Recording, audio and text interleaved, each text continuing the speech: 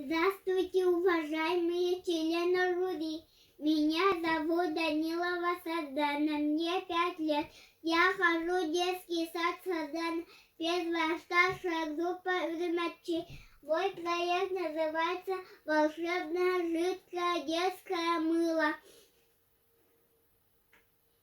Актуальность моего проекта. Почему все взрослые говорят «мойте руки с мылом»? Все микробы и бациллы, как огня, боятся мыла. Нужно ручки с мылом мыть, что здоровенькими быть. Знают дети все вокруг, мыло наш надежный друг. Цели задача моего проекта — узнать полезные свойства жидкого крем-мыла ушастый нянь и провести свой опыт.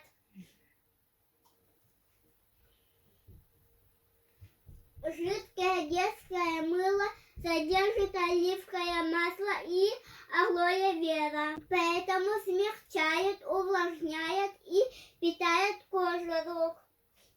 Мой опыт. Я накрасила руки гуашью, помыла простой водой, как видите, краска осталась. А потом я помыла руки жидкой детской крем-мыло, мои руки стали чистыми. Вывод.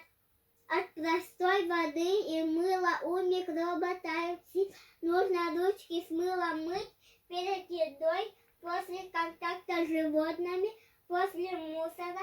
Вернувшись домой, нам, детям, лучше мыть руки детской жидкой мылой. Спасибо за внимание.